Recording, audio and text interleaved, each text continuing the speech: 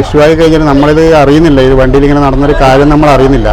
അപ്പോൾ എല്ലാവരും അറിഞ്ഞതുപോലെ തന്നെ നമ്മൾ വാട്സപ്പിലൂടെ ഫേസ്ബുക്കിലാണ് രണ്ടാമത്തെ ദിവസമാണ് ഇത് അറിയുന്ന കാര്യമായിട്ട്. പിന്നെ പറഞ്ഞാൽ നമ്മളെ മുതലാളിയെ നമ്മൾ ആദ്യം വിളിച്ച് പറയുന്നത് വണ്ടിയിൽ എന്തെങ്കിലും ഇഷ്യൂ ആയിട്ടുണ്ടോ, അങ്ങനെ എന്തെങ്കിലും കാര്യങ്ങളുണ്ടോ എന്ന് മുതലാളിയാണ് നമ്മൾ ചോദിക്കുന്നത്. അപ്പോൾ നമ്മളെ വണ്ടിയിൽ അങ്ങനെ കാര്യങ്ങളൊന്നും ഉണ്ടായിട്ടില്ല, ഇഷ്യൂ ഒന്നും ഉണ്ടായിട്ടില്ല എന്ന് പറഞ്ഞു. പിന്നെ നമുക്ക് ഫോട്ടോ നമുക്ക് മുതലാളിയാണ് അയച്ചു തരുന്നു. അപ്പോൾ മുതലാളിക്ക് ഗൾഫിൽ ആരോ ആണ് അയച്ചു കൊടുക്കുന്നത്, അവരാണ് ആദ്യം കാണുന്നത്. അങ്ങനെയാണ് നമ്മളിത് അറിയുന്നത്. പിന്നെ നമുക്ക് അവർ പരാതി തരിക, നമ്മളെ വണ്ടിയിൽ ഒന്നും അങ്ങനെ സംഭവങ്ങൾ ഇല്ലാത്തതുകൊണ്ട് നമുക്കൊന്നും അവർ ഒന്നും പറയുക, അങ്ങനത്തെ ഒരു അനുഭവം ഉണ്ട് എന്ന് പറയുക നമ്മൾ ചെയ്തിട്ടില്ല. എന്നാലും നമ്മൾ പോലീസിൽ കുറേ അറിയിക്കേണ്ട ആവശ്യമില്ല.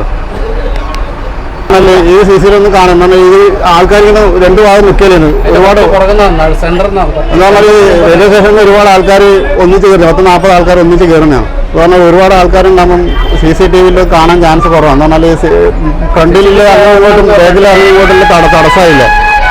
ആ ഒരു ഇതുകൊണ്ട് CCTVയിൽ കാണാൻ വ്യക്തത കുറവായിരിക്കാൻ ചാൻസ്.